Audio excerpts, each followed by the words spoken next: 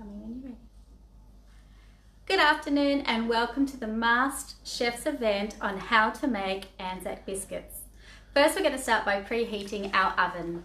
Alright, so turning it on to 160 degrees Celsius or 320 degrees Fahrenheit. So once we've preheated the oven, our ingredients today are going to make about 20 different biscuits or 20 biscuits. If you're wanting the chewy type, then we're going to place it in the oven for about 10 to 12 minutes. If you prefer a crunchy biscuit, we're going to keep it in the oven for about 15 to 20 minutes. So 10 to 12 or 15 to 20. All right, let's have a look at our ingredients. Today we have 1 cup of oats, 1 cup of flour that's already been sifted, 1 cup of sugar, brown sugar today, and then half a cup of coconut. I'm going to use 125 grams of Le Pack butter, which will be half of that, 2 tablespoons of golden syrup, 1.5 tablespoons of water, and half a teaspoon of bicarb soda. So to begin, it's very simple. You just add your dry ingredients. So we'll start off with the oats, followed by the flour, add in the sugar, and then top it off with the coconut. So very simple, you're just adding all your dry ingredients. Normally if I was just cooking on my own, I would just measure and put straight into the bowl, and that's just to make sure that I have less washing up. So I try to be a one pot girl where possible. Okay, so let's just stir that in. You may want to use your fingers, you may want to use the stirring knife, it's up to you, or a spatula, wooden spoon. All right, once that's all done, I then create like a little valley in the middle, and that's where we're going to put our wet ingredients. So I'll move that to the side just for the moment.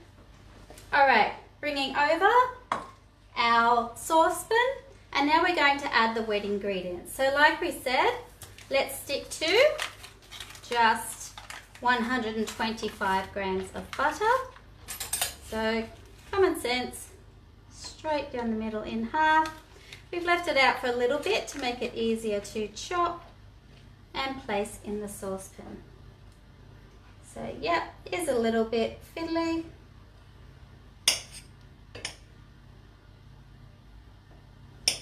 Once you place the butter in the saucepan,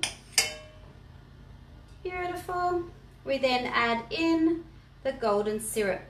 Now I'm going to tip in the golden syrup here at the moment, but I'm going to show you a little trick when I just use a measuring tool so that it doesn't stick to the bowl. You ready? You're going to love me for this one. All right, neat and handy trick is we just grab our utensils. Very charming, I'm sure. All right, spray a bit of oil in the middle, then just into the container or wherever you want to, you pour the golden syrup in. Now I've already measured out my golden syrup, so I won't put this in the mixture, but just to show you how it is amazing and it won't stick to the teaspoon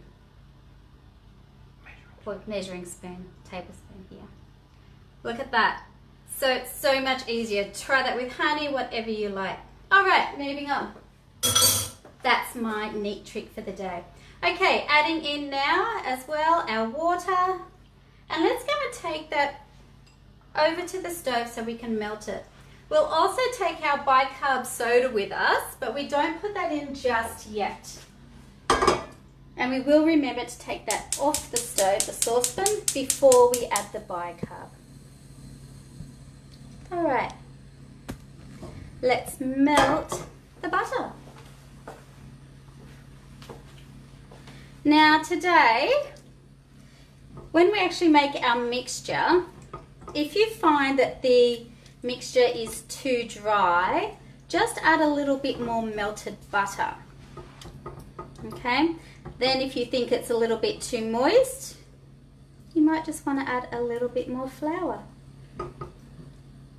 All right, so we're about 20% of the way melted now. I just turn it up a little bit more, but we definitely don't want to burn it.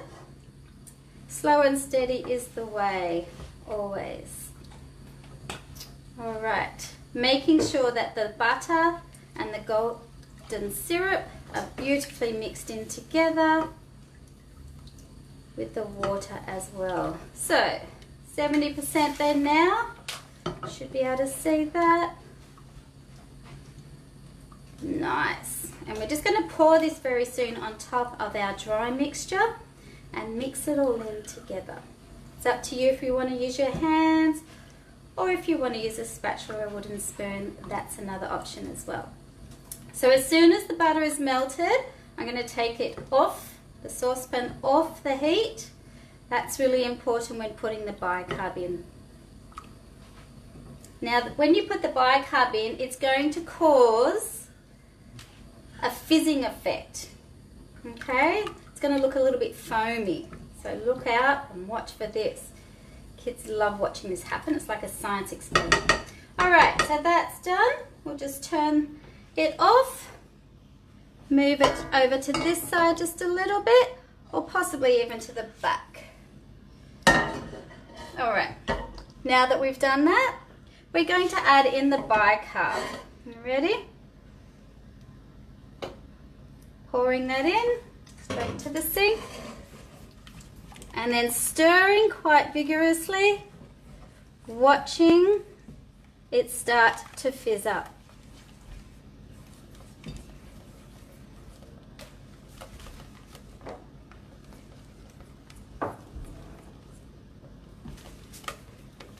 All right.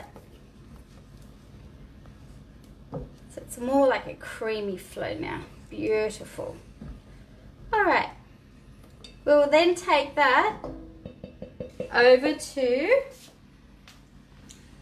the sink or over to our bowl.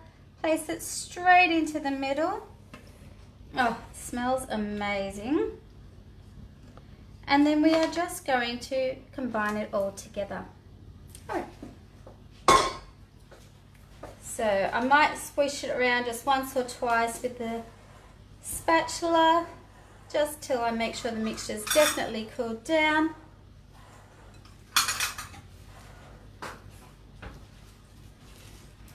And then I like to get my hands dirtier.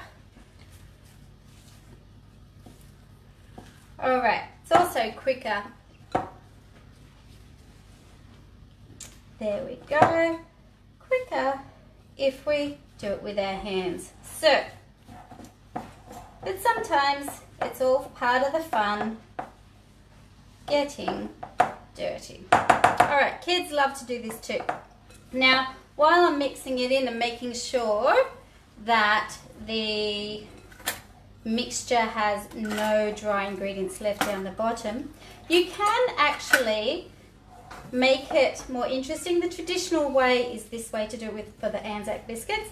You can add in, I've got to the side here, some macadamia nuts, chopped chips, or I've got here some M&Ms, sultanas.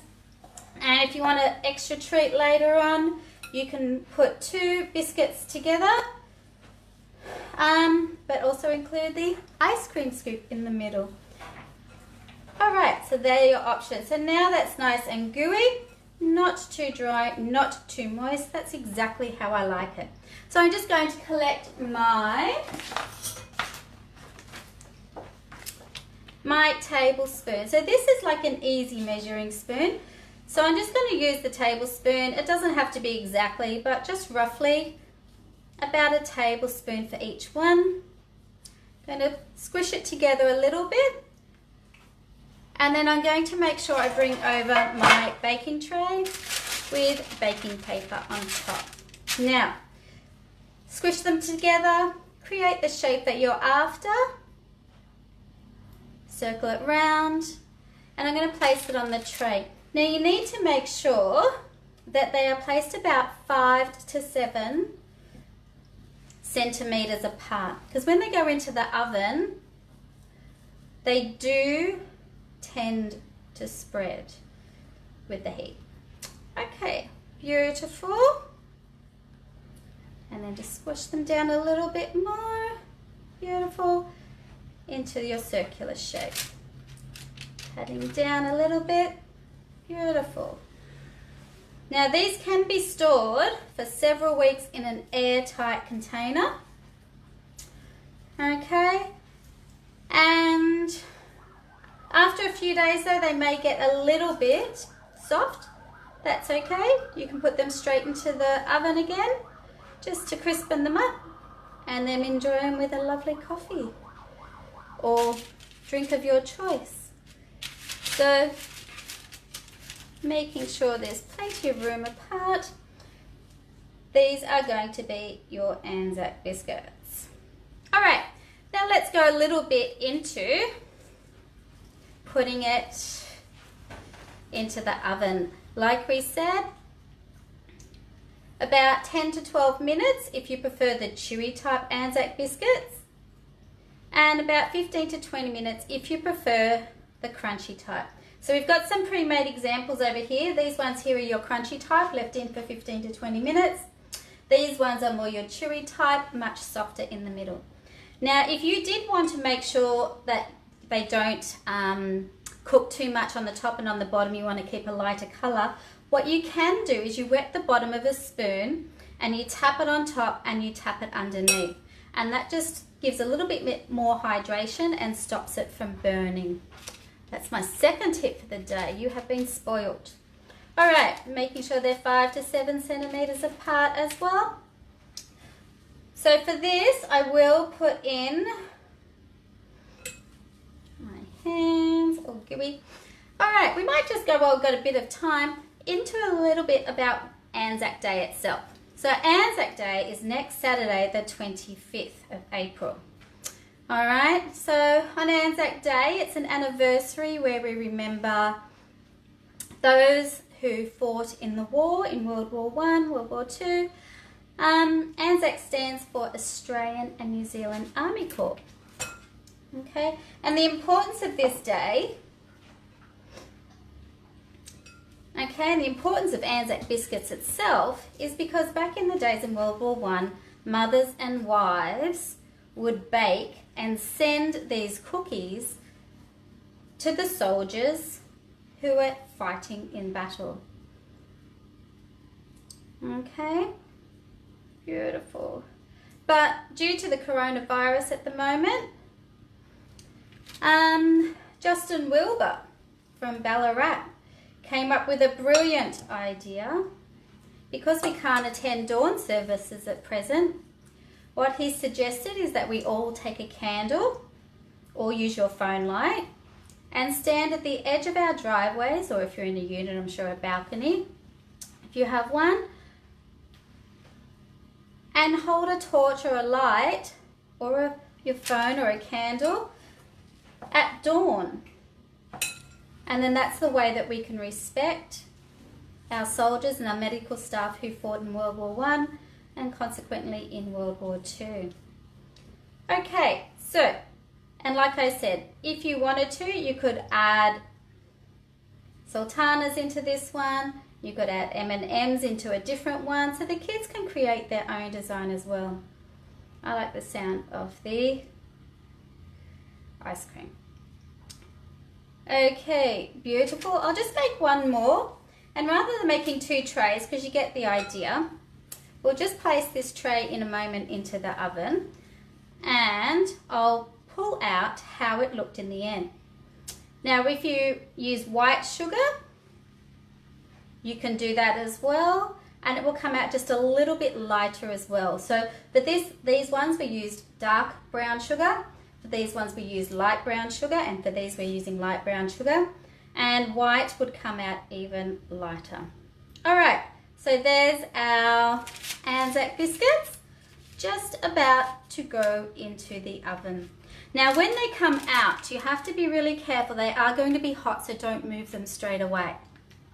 When they come out, you'll tap the top, they'll be very gooey. You need to leave them on the tray for about 5 minutes to cool. After you've left them there for 5 minutes to cool, you should be able to lift them up and transfer them onto a cooling tray. The cooling tray is very important because we don't want them to sweat, and they need to be able to dry and air. All right, so let's move this now into the oven.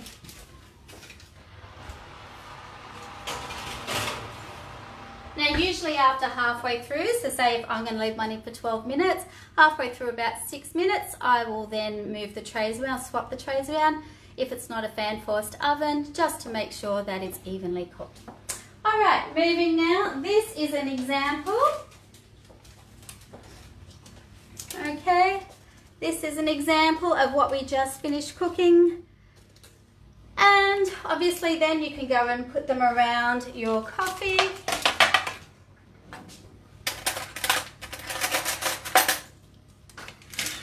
All right, once they are dry, feel free to just crack one open. Gooey and mushy inside. Love it. That's my favourite type. Or if you're like Chef One, he prefers the crunchy type. Much more crisp. All right.